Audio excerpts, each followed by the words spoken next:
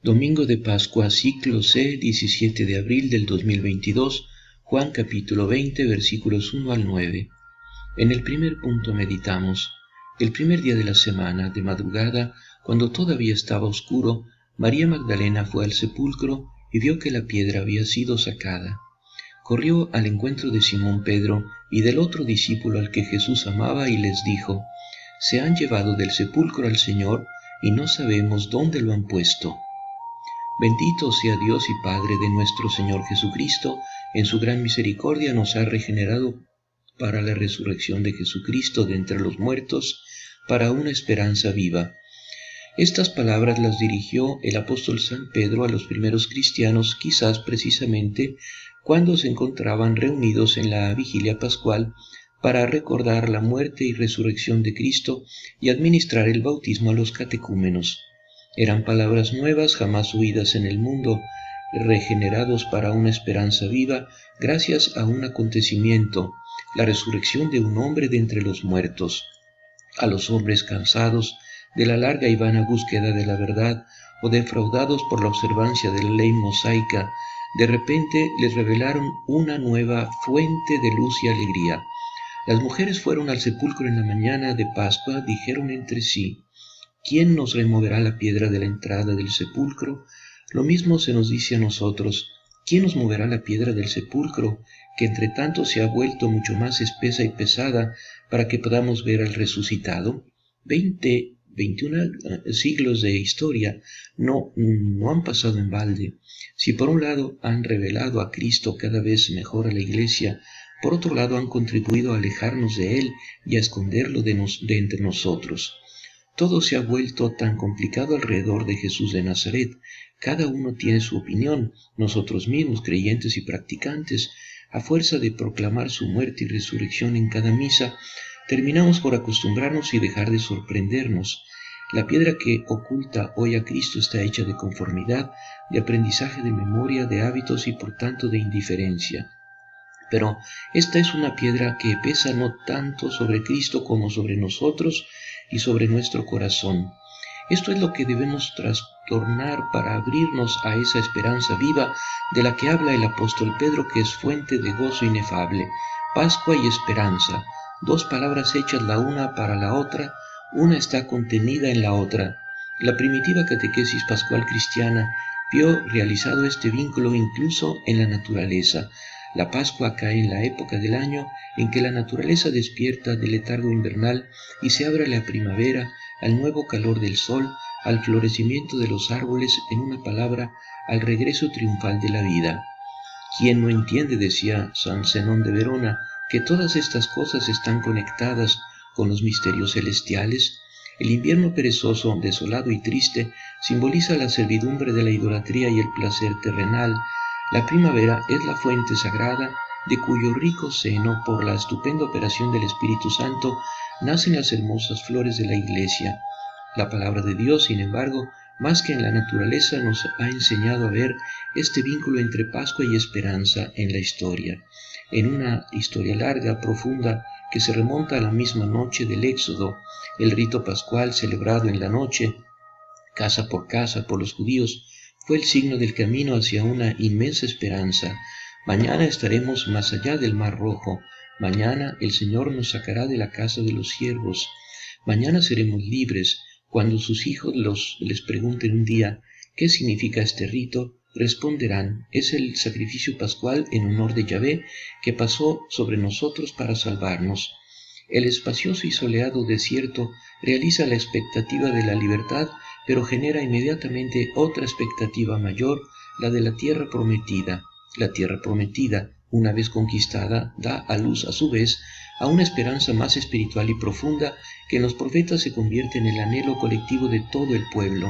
Esta esperanza se llama salvación, alianza nueva y eterna, purificación de todos los pecados. Esta esperanza se alimenta del recuerdo de lo que Dios hizo en el pasado a los padres, cuando con brazo fuerte sacó a su pueblo de Egipto. Por eso se reaviva en cada fiesta pascual que de aquel gesto de Dios es el memorial. Así se difundió la certeza de que la salvación prometida se realizaría también en una noche de Pascua como primera liberación. Durante la última cena, Jesús disolvió la larga espera, dijo que su sangre estaba a punto de ser derramada, establecía la alianza nueva y eterna y concedía la remisión universal de los pecados que habían anunciado los profetas. En resumen, Él era el Cordero de Dios que quita el pecado del mundo y que había sido eclipsado en el Cordero Pascual tomado del rebaño.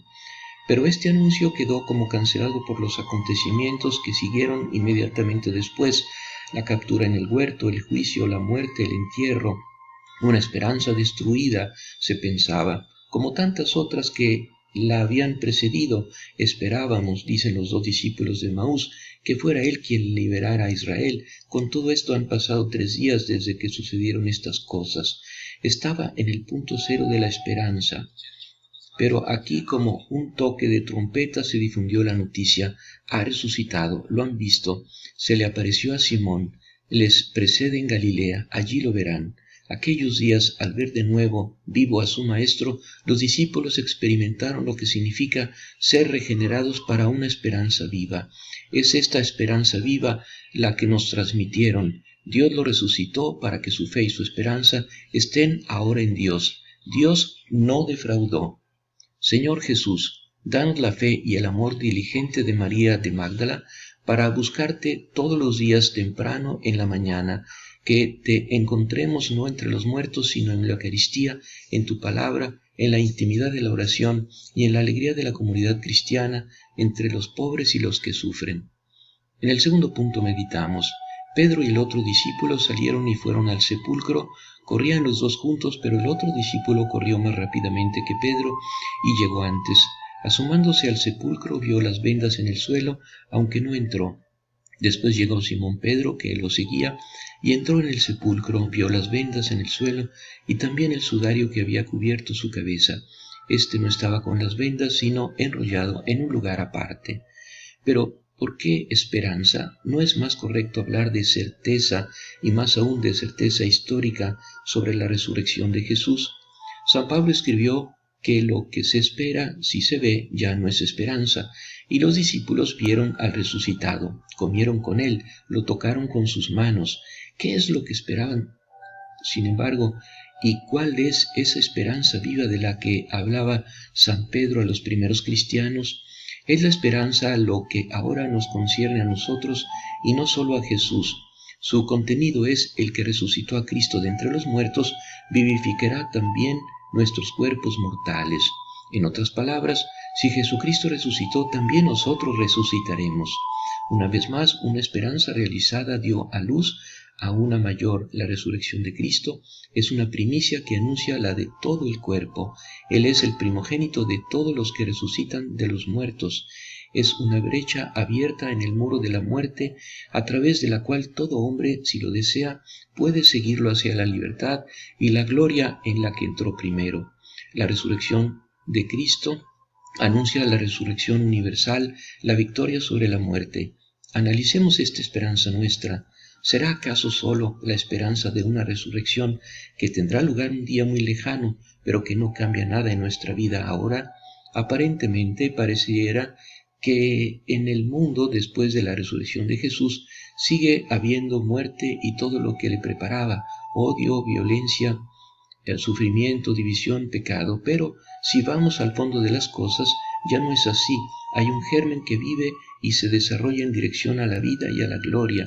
Es la semilla de la fe, es la realidad del amor que el mismo Espíritu del resucitado derrama en el corazón y produce en él una esperanza llena de seguridad, de consuelo y de alegría. Junto a la palabra gozo, otra, como veremos, se ha colocado en este discurso sobre la esperanza cristiana, la palabra tribulación. No podemos tomar esta palabra a la ligera.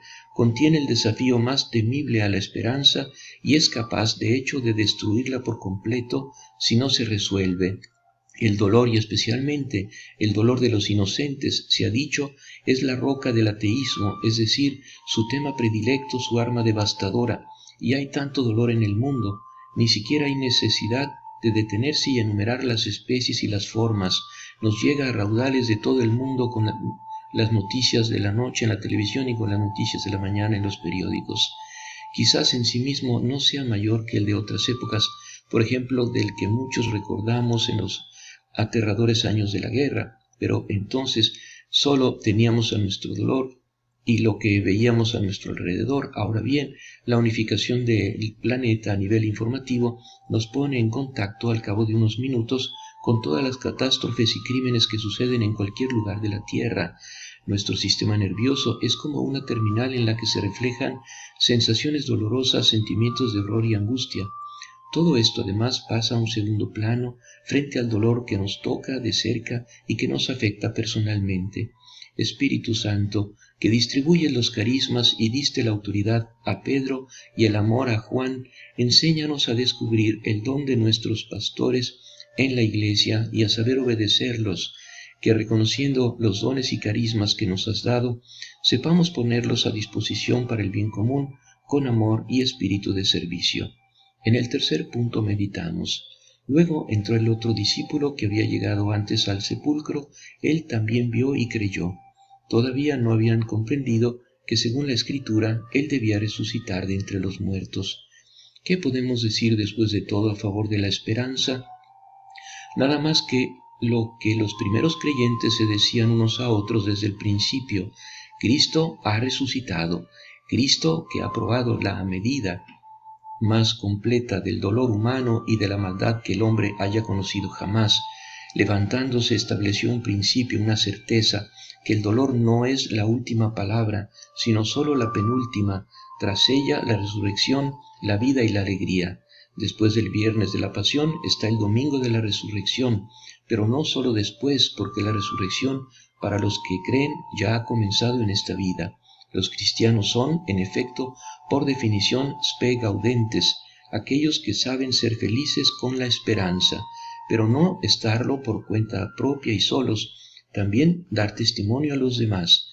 Ser hoy testigos de esperanza es quizás el don más hermoso que el creyente puede dar al mundo. Vivimos en un mundo que, bajo su fachada despreocupada y eufórica, es en gran parte un mundo sin esperanza, sin expectativas reales y sin mañana. Las drogas y la violencia son los síntomas más alarmantes de esta falta de esperanza.